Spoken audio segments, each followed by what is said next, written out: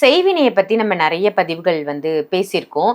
செய்வினைக்கும் செய்வினை கட்டு அப்படின்னு சொல்றாங்கல்ல, அதுக்கும் என்ன அதே வித்தியாசம்? மாதிரி தான் பில்லி, சூனியம், ஏவல் இந்த 3 வார்த்தைன்றது வார்த்தைகள் தான் வேறு. ஆனால் எல்லாமே செய்ய போகிறது இன்னொரு மனுஷனுக்கு இன்னொரு மனிதன் பண்ணுற கெடுதல். எப்படி இன்னொரு மனிதனுக்கு இவன் வெட்டக்கூடிய ஒரு பள்ளம், அந்த பள்ளத்தில் அவன் விழுந்து ஏகப்பட்ட கட்டு இருக்கு. ஆனால் எல்லா கட்டுக்கும் மேலே இறைவன் போடுவான் பாருங்க ஒரு கட்டு, அது பெரிய கட்டு. தூக்கி தம்முன்னு தட்டுன்ற மாதிரி தட்டி விடுவாங்க. ரொம்ப சரியில்லை, என்ன பாருங்க ஐயா, பாருங்க குருஜி, பாருங்க பை, எனக்கு நினைச்சு இது பயன்படுத்துங்க. சனியை, பீடை, செய்வினை, மூதேவி, தர்திரம், கண்திருஷ்டி, பில்லி இதெல்லாம் திசை பயன்படுத்தாதீங்க.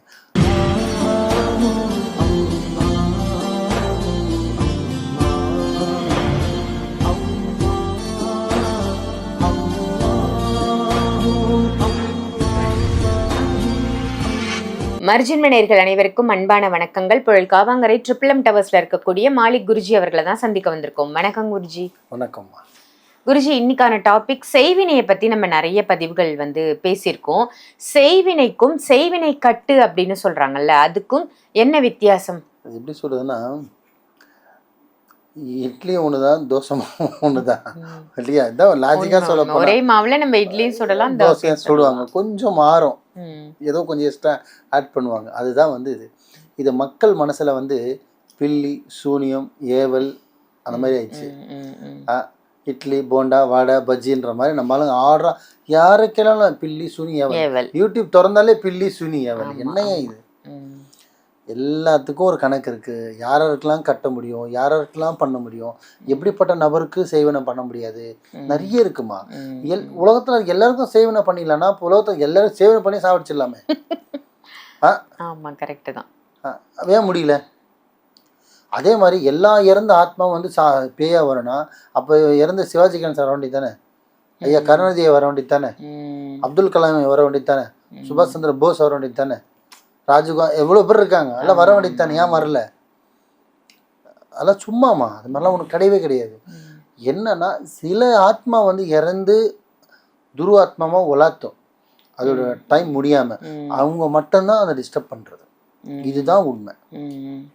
எல்லாருமே வந்துட முடியாது. சில ஆசைகள் அடங்காம சில உக்கிரமாகி இறந்து போறது, எரிஞ்சிக்கிறது, தன்னை தானே அழிச்சிக்கிறது.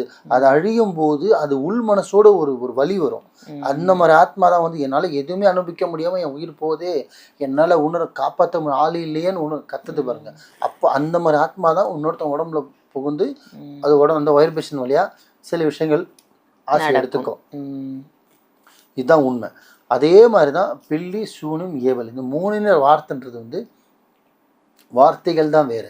ஆனால் எல்லாமே செய்ய போகிறது இன்னொரு மனுஷனுக்கு இன்னொரு மனிதன் பண்ணுற கெடுதல். எப்படி இன்னொரு மனிதனுக்கு இவன் வெட்டக்கூடிய ஒரு பள்ளம், அந்த பள்ளத்தில் அவன் விழுந்து விடுவான். இதுதான் உண்மை. இவன் வெட்டுற பள்ளத்தில் அவன் விழுவான். இவன் மேலே நின்று பார்ப்பான் எப்படி பள்ளத்தில் விழுந்தான்னு. அது எப்படி அவன் ஏறி வந்தானா நான் பார்க்குறேன்.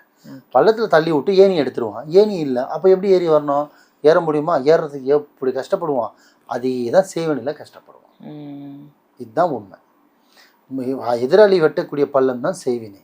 அந்த செய்வினைக்கு பள்ளம்னு சொல்லலாம், பாகாத சாகிறதுன்னு சொல்லலாம், குழின்னு சொல்லலாம். அந்த மாதிரி தான் செய்வினைக்கு பேர்.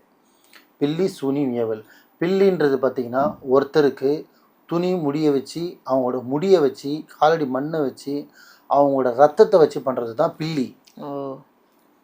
சூனியன்றது துணி, காலடி மண்ணு, ஃபோட்டோ வச்சு பண்ணுறது சேவினை. ஓகேங்களா?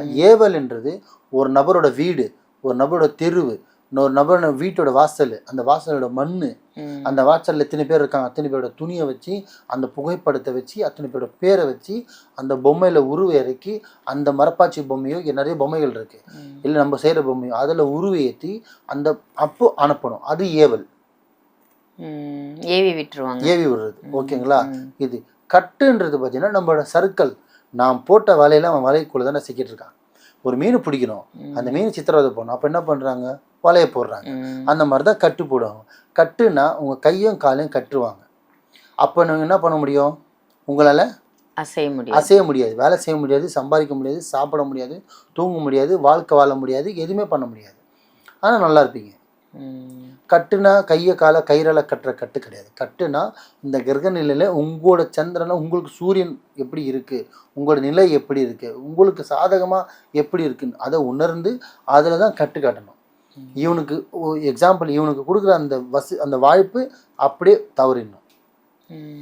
இவனுக்கு போற அந்த படினா உணவு அது அப்படியே கட்டாயிடணும். அதுக்கு இதுதான் கட்டு. உங்களுக்கு வரக்கூடியத எல்லாத்தையும் தடுத்து விட்டு ஒரு பாதை கட்டி வைக்கிறது, தடை போட்டு வைக்கிறது தான் கட்டுன்னு சொல்லுவாங்க. இதுக்கு பிறகு தான் கட்டு கட்டுறது.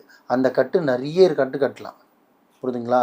ஒருத்தன் கல்யாணம் ஆகாம இருக்கிறது கட்டு கட்டலாம், வாழ்க்கையில் முன்னேறாமல் இருக்கிறது கட்டு கட்டலாம், ஒருத்தன் படுத்து படிக்க இருக்கிறது கட்டு கட்டலாம், ஒருத்தன் கம்பெனி நாசனமாக போகிறது கட்டு கட்டலாம்.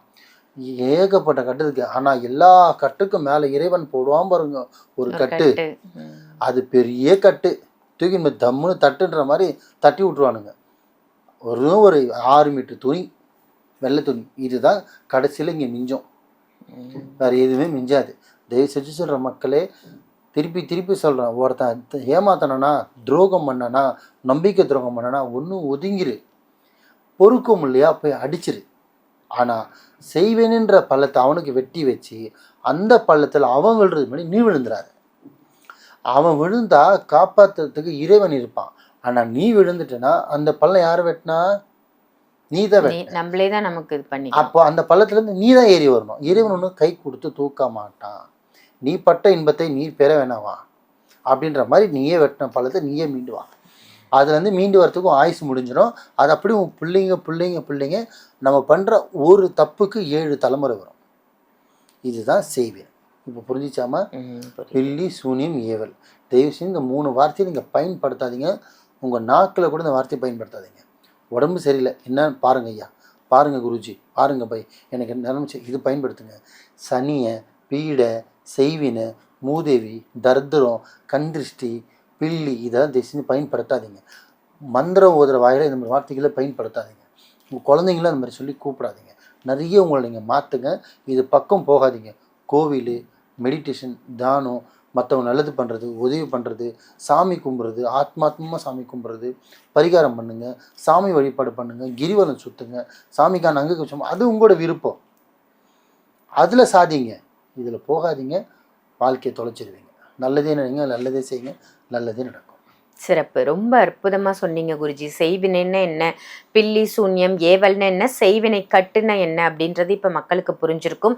தேவையில்லாத விஷயங்களில் தலையிடாமல் நல்ல விதத்தில் நம்மளை மனசை செலுத்தினாலே நல்லதே நடக்கும் அப்படின்னு சொல்லியிருக்கீங்க. அற்புதமான தகவல். நன்றி. நன்றிம்மா.